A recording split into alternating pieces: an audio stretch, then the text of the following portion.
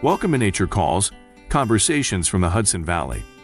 Our team's goal is to present science-based information about gardening and all things nature in New York's Hudson Valley.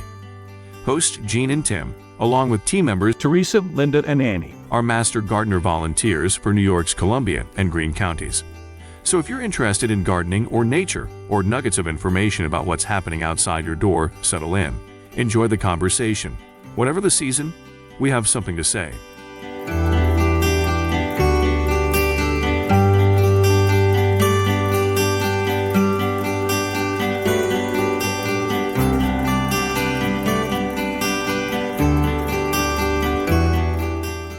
Today's episode is the first of a three-part series. The cover-up is a discussion of plant choices to cover up certain garden areas. Each segment discusses particular vine or ground cover choices, from clematis to cranesbill.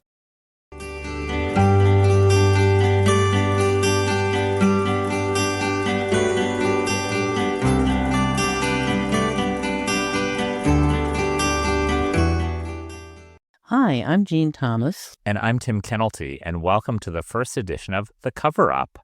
No, it's not the latest spy thriller. It's a segment where we talk about our favorite ground covers and vines. Jean, I've been to your garden, and I know you some favorites. And since beauty and functionality are in the eye of the beholder, we might not always agree. All right, let's start with ground covers. Ground covers can be a diverse group of plants, from low-growing shrubs to spreading perennials to even some annuals. They often link your house with other plantings and can unify all of the elements of your design: trees, shrubs, walkways, etc. And vines can again be large and woody perennials or delicate annuals. They can cover an unsightly fence or wow us with an incredible flowering display on a trellis. So Jean, tell us about your favorite ground cover. Okay, bugleweed is known also as ajuga. Its botanical name is Ajuga reptans. Both names are commonly used. If you have a memory like mine, you can stand and look at a plant and remember either the Latin or the common name. But it's a sweet little plant. It can grow up to 6 inches in height, and its lateral spread is determined by location and light conditions. It will grow almost anywhere. When it flowers, the plant makes spikes of dark blue or purple flowers, but it's the foliage that's the star. The leaves are very dark green, and there are often markings on the leaves of purple and white. There are now many cultivars with a range of color combinations and leaf shapes to choose from. Once a mat is established, it can be a showstopper. The Latin name translates to ajuga, not yoked, and reptans, the second name, means creeping. It's related to the mint family, which is probably why it's considered resistant to deer, rabbits, and juglone. Juglone resistance means you can be successful planting them under a black walnut and not losing them to the poisons exuded from the roots. Bugle grows in zones 4 to 9, so all up and down the Hudson Valley and even into northern Florida. It isn't fussy about sun or shade and will grow in just about any light. It does tend to grow most quickly and lavishly in moist shade. They are happy on steep slopes. Underplanted with the minor bulbs, they can make a carpet of color in the spring when we most need it. Small bulbs like snowdrops and bluebells are good choices. Ajuga is an almost maintenance-free ground cover. Its only bad habit is that pesky creeping. They will often sneak into lawn areas and sometimes even evacuate from the area where we planted them. But enough about my garden. I'm really not bitter. I'm used to my gardens rearranging themselves. Tim, tell us the good and bad about your choice for this episode, which is trumpet vine. Yeah, I'm going to talk about a vine that some people might find to be overly aggressive. It's not an invasive plant. We would never recommend exotic invasives, and there are quite a few invasive vines like porcelain berry. Don't ever plant this. No, I'm going to talk about the bold and I think beautiful trumpet vine. Trumpet vine, or other common names you may hear, are cow vine, foxglove vine, or devil's shoestring, which I had never heard of. So you know not everyone loves this vine. The Latin name for this plant is Campsis radicans, with radicans meaning stems that take root. Trumpet vine is a really vigorous, multi-stemmed, woody deciduous vine that can grow up to 35 feet. So this is not a vine for the faint of heart. You really need to have a sturdy structure or rock wall to support trumpet vine. I have mine growing up my front steps, and I'm constantly pruning it to keep it in check. Yes, you can prune the heck out of this vine to keep it from taking over your house because it blooms on new wood. Trumpet vine may not technically be native to our area, but it is native as far north as Ohio, and it is hardy down to zone 4. It isn't picky about soils. It can grow in heavy clay or sandy soils and is fairly drought tolerant. It isn't really bothered by pests or diseases and is relatively deer and rabbit tolerant. So it's an easy vine to grow as long as you have plenty of sun, and you need the sun for those beautiful trumpet flowers. And what flowers they are. Trumpet flowers range in color from yellow to orange to red and are showy, waxy, and some can be as large as 4 inches. There are several beautiful cultivars like Flava, Apricot, and Crimson Trumpet. And because they are brightly colored and trumpet-shaped, they are a magnet for ruby-throated hummingbirds. I like to sit on my deck and just watch the hummingbirds swoop in to dine on that trumpet vine nectar. The flowers are also attracted to bumblebees and other long-tongued bees, and it's a larval host plant for the plebeian sphinx moth. I love vigorous and bold plants, so I love my trumpet vine, but it may not be for you if you live in the South, where it can take over completely, or if you don't have the right spot for it in your garden, where you don't care if it rambles a bit and may dominate in an area. And note that there is a chemical in the leaves of this plant that may cause a rash if you have a sensitive skin. So, with everything, be thoughtful before you plant this vine. But if you want an easy care plant with stunning flowers that will bring in hordes of hummingbirds, consider planting a trumpet vine. What do you think, Jean? Well, I'm kind of curious about the sphinx moth. It's a plebeian sphinx moth? Yeah, plebeian. Does that mean there's also a patrician sphinx moth? I thought the same thing when I read that and researched that. It's a beautiful sphinx moth, and I have seen them on my walls at night, when the light's on. So I know that it does attract those, and it's right near the plant.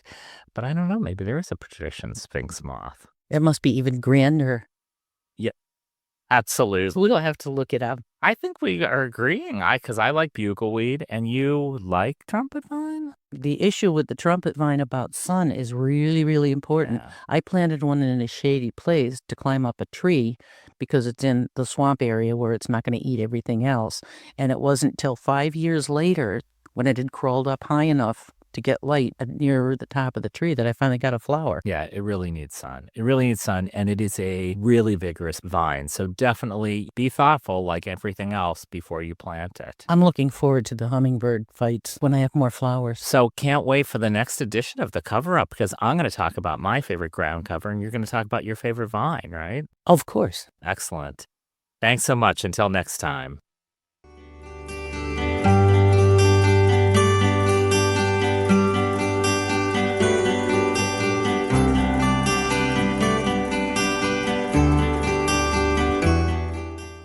Hi, I'm Jean Thomas. And I'm Tim Kennelty. Welcome to another edition of The Cover Up, where we talk about our favorite ground covers and vines. Tim, we've switched things up this time, and you're going to talk about your favorite ground cover, and I'm going to be focusing on a vine I like a lot. That's right, Jean. And what we like about this segment is we have our own personal favorites to talk about, and we might not always agree. I really like tough but beautiful plants that can grow in many conditions and return year after year. I'm cheating today because I'm actually going to talk about 2 ground covers that fill that bill. I'm talking about wild strawberry, Fragaria virginiana, and what some people call barren strawberry, Waldsteinia fragaroides. Say that 3 times fast. Both plants are in the rose family and share many common characteristics. They're both tough and will thrive in a variety of conditions. They are similar in appearance, growing low to the ground with trifoliate, coarsely toothed leaves, and they are both natives with spring flowers that support early pollinators. Let's start, though, with wild strawberry. This is a plant you've probably seen growing wild in disturbed areas and maybe even in your lawn. It's a low-growing, very vigorous evergreen plant that spreads by runners. In fact, it's so vigorous that many people plant it to outcompete invasives, and it can even be used as a lawn substitute. I actually have it growing along a stone path, and it doesn't seem to mind when stepped on. Because of its vigor, you may want to use it in shrub borders or along stream banks, but perhaps not in your cultivated annual or perennial beds where it can take over. This is one of the parent plants for cultivated strawberries, and as such, it has pretty white blossoms in spring, followed by small but really delicious fruits. It thrives in a variety of soils and likes full to part sun. Wild strawberries make a great ground cover if you want to support wildlife, too. The nectar and pollen of the flowers are eaten by a wide variety of native bees, flies, moths, and butterflies. It's also the larval host for the gray hair-streaked butterfly.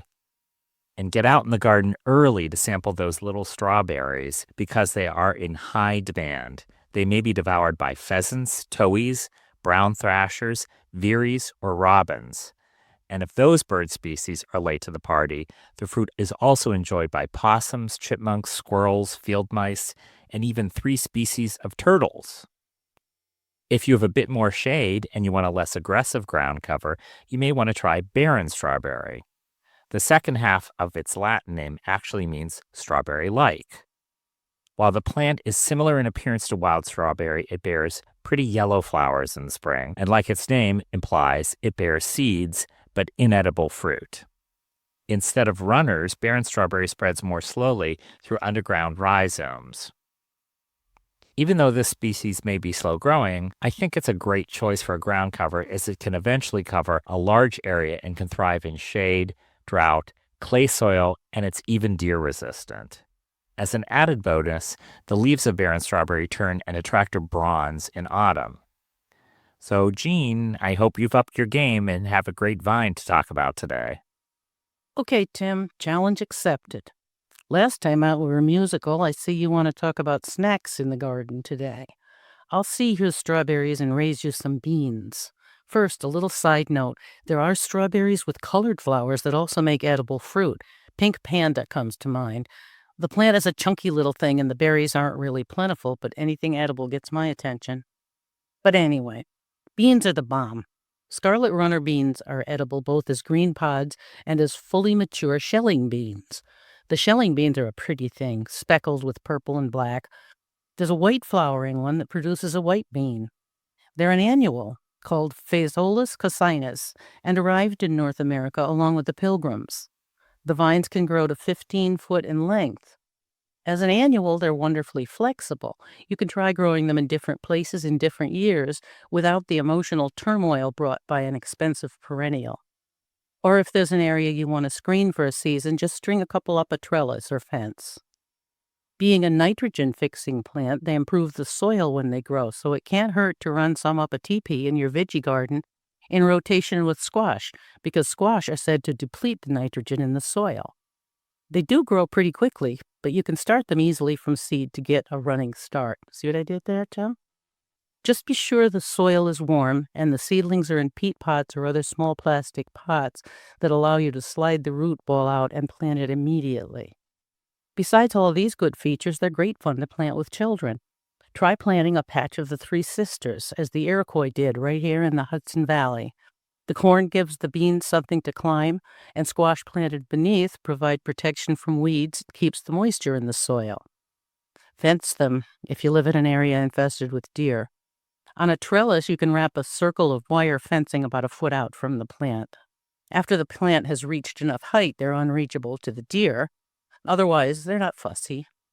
A nice mulch layer at the base of the plant helps keep the roots moist, but water if there are drought conditions. After a hard frost has killed the plant, save some of the seed and store it for next year. Then rip out the frost-killed remains of the plant, chop them up, and add to the compost. This is a great vine if you're a new gardener or if you're growing with kids, or if you like the historical value like I do. So as much as I hate to admit it, Jean, I have to agree with you. I like runner beans a lot, and my neighbor gave me some seeds, so I am going to try them this year. So thanks for that suggestion. I'm here for you, Tim. That's it for this edition of The Cover Up. Until next time.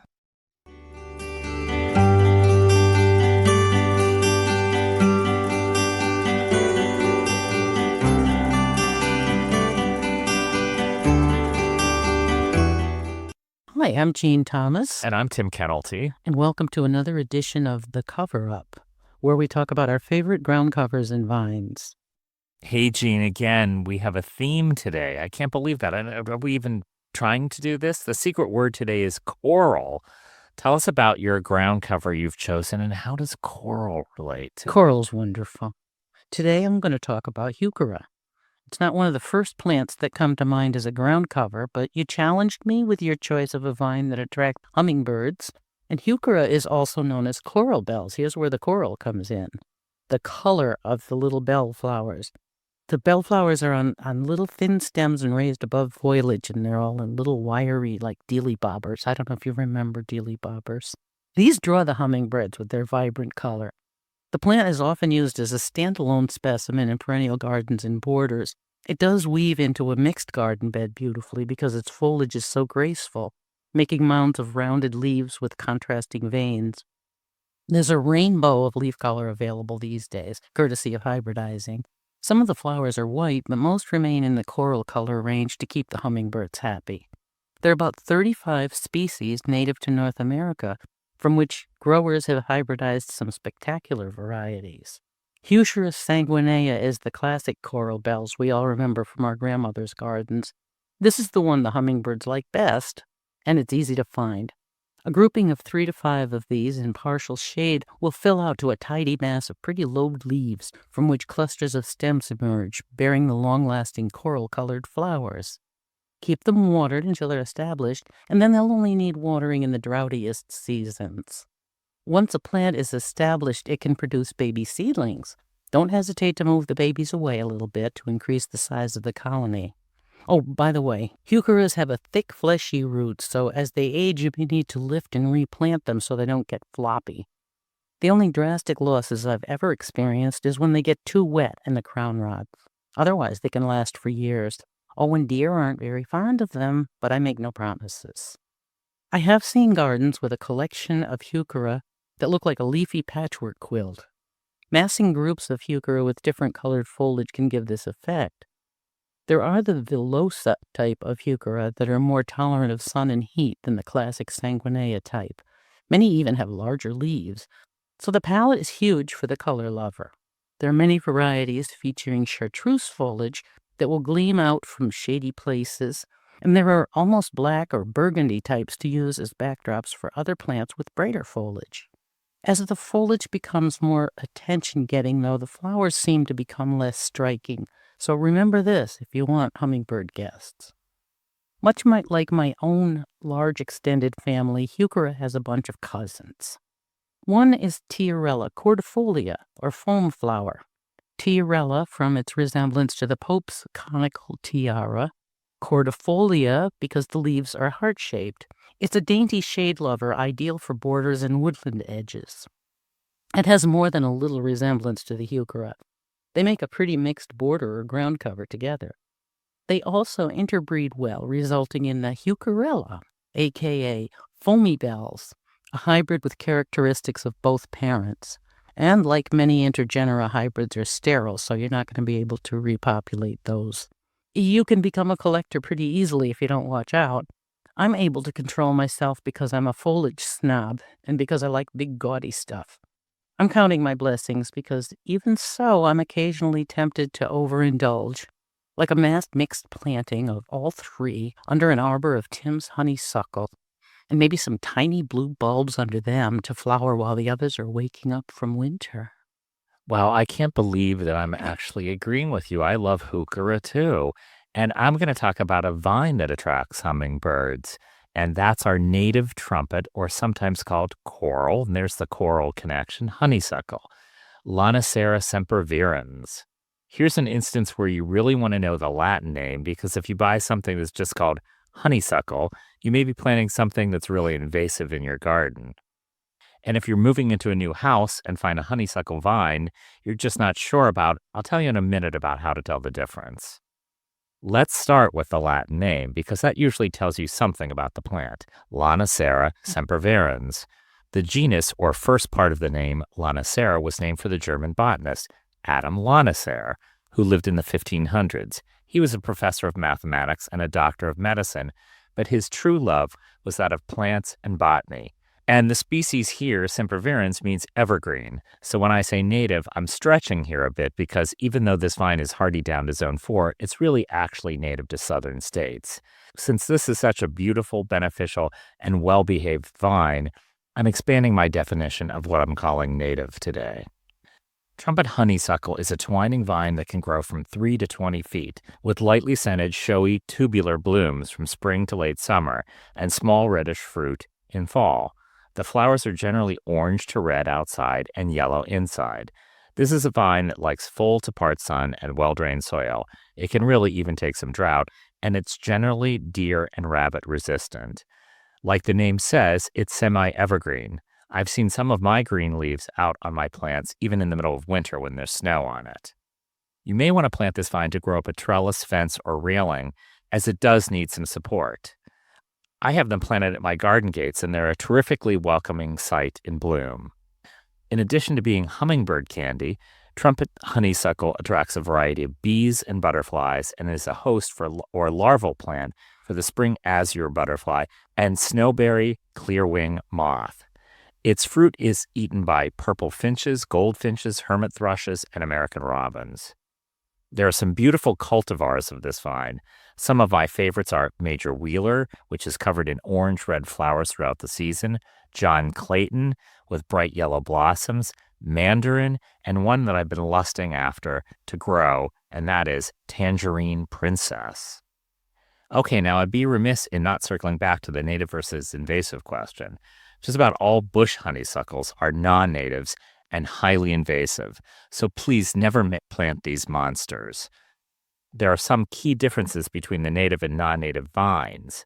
Lonicera sempervirens, the good guy, has complete tubular flowers, while Lonicera japonica, the bad and invasive guy, has flowers that are not complete. The petals flare into 2 lips, and also the native honeysuckle has red fruit, while japonica has black fruit. If you already have this plant, try using an ID app like iNaturalist or Seek. And if you're at the nursery, just make sure you check out the Latin name and make sure you have the right one. But don't let this stop you from getting out there and planting trumpet honeysuckle, a vine that is both beautiful and beneficial. That's it for another edition of The Cover-Up. Until next time. Stay tuned for part 2 of The Cover-Up.